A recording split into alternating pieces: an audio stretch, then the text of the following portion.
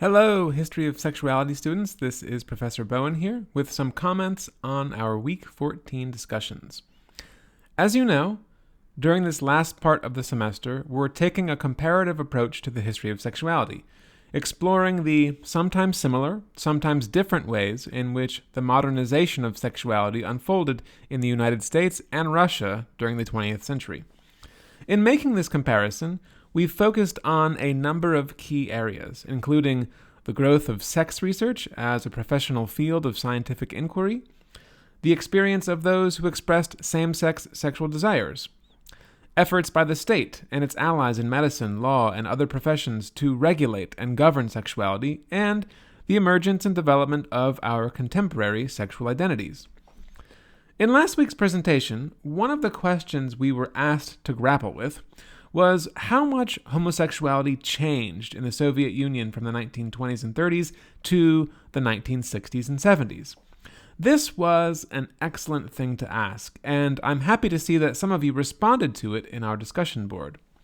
As we learned from our presenters, after Stalin's death in 1953, a movement arose within Russian medical and legal circles to decriminalize homosexuality. And even though that movement failed, at least until the 1990s, the sheer fact of its existence suggests that, as some of you pointed out in your comments, that some people within Russia's professional and political classes were starting to come around to the idea that instead of being a crime and/or a sin, homosexuality might be innate, congenital, or medical in origin. On the basis of this, one might wonder, how did these academic debates impact people's experiences of same-sex sexual desire during the 1960s and 70s? Having learned something about the ways medical and legal experts were grappling with this, you might now be curious to learn something about the actual lived experiences of homosexual men and women during this part of Soviet history. Was there anything similar to what was happening in the U.S., where a gay liberation movement sought to overturn discriminatory legislation, to counteract homophobic prejudice, and to destigmatize same-sex sexual attraction and behavior? Or were things in Russia completely different for gays and lesbians who lived through the 1960s and 70s? Generally speaking, this is a time period that historians have only begun to explore.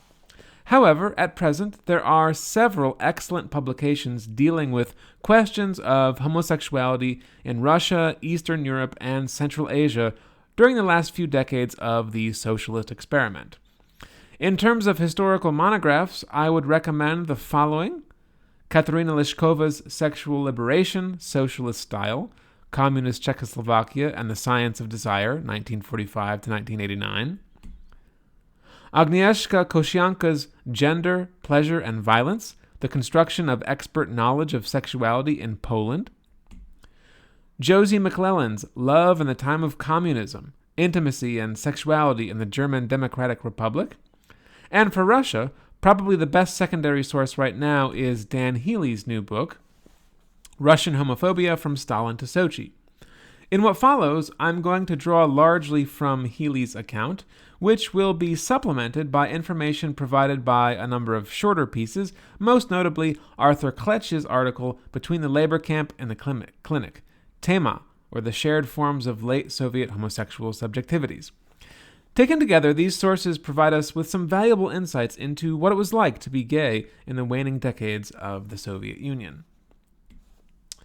And probably the first thing that we should say here is that, unlike the situation in the United States, at no point in the 1960s or 70s was there anything like a gay liberation movement in any part of the Soviet Union.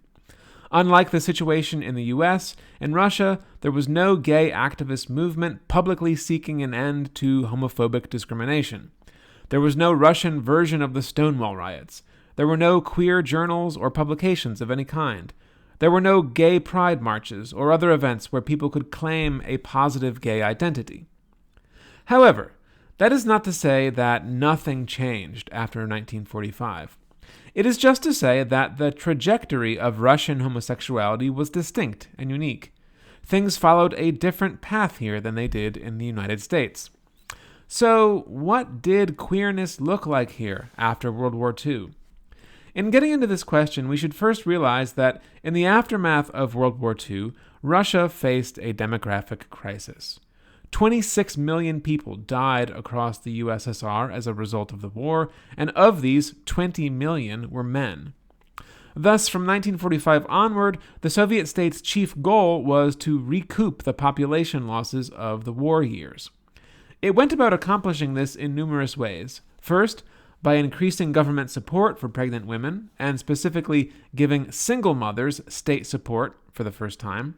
And secondly, by constructing an image of the Soviet man as vigorously heterosexual, in contrast to the West, which, as you can see from this political cartoon on the screen here, was ridiculed as a place of weak, queer effeminates hobbled by their sexual perversions. Throughout the 1950s, Soviet authorities stepped up their surveillance of public toilets, parks, and other well-known sites of homosexual activity. The police often used informants to trap and incriminate those who visited popular cruising grounds in Moscow and other cities, and this sometimes led to some high-profile arrests, like that of the popular singer Vadim Kozin in 1959. Those convicted of sodomy often faced lengthy prison sentences in labor camps, notwithstanding the Gulag's destruction in the 1950s. During the 1960s and 70s, the situation for gays and lesbians improved somewhat. During this period, urban growth accelerated dramatically throughout the Soviet Union, and in 1965, for the first time, city dwellers in the USSR outnumbered rural residents. Between 1957 and 1990, Moscow's population swelled from 4.8 million to 9 million, and some of those who flocked to the Russian capital did so because of the greater sexual freedoms and opportunities afforded by the anonymity of city life. What helped make this possible was the expansion of housing. Previously forced to live with neighbors and extended family members, in the 1960s and 70s, for the first time, many families were able to afford private apartments. As priorities for housing were awarded to newlywed couples, marriages of convenience became somewhat of an industry, and many gays and lesbians seeking a private apartment married heterosexually in order to pursue queer intimacies increasingly denied them in public. The homosexual men and women who married each other often bonded together to protect each other. Consider an interview the historian Arthur Kletch had with Vadim, who was born in 1955, and told of a family he formed with a woman named Ekaterina in the 1970s. He testified, "There was a man working in the Young Pioneer summer camp. His wife was with Ekaterina, and I was with him. We made up one family, and we've been friends since." Or, as Ekaterina put it, there was a couple, a husband and wife. Vadim was the husband's lover, and I was the wife's. And we lived as a foursome in their place. There was their daughter, Yevgenia, and all four of us brought the little girl up. We each took turns, as they say, to babysit her and read her fairy tales at night. Here we have an example of mixed-gender queer kinship. To the outside world, this would have appeared to be nothing more than two heterosexual relationships, a married couple with a child living in the apartment with them, and some family friends. But of course, in reality, these people were repurposing Soviet family ideals for their own ends. And, of course, public sex was still possible, provided one knew where to go. In Moscow, one particularly popular spot was a small garden in front of the Bolshoi Theater, known as the Bald Patch, or Pleshka in Russian. It was shielded from nearby streets by dense foliage, and apparently authorities tolerated at least some of the homosexual relations initiated there. As evidence of this, consider a visitor to the Pleshka from the mid-1970s who was introduced to the area by a gay friend. Shortly after he arrived, another man in military uniform arrived, and he addressed them as follows.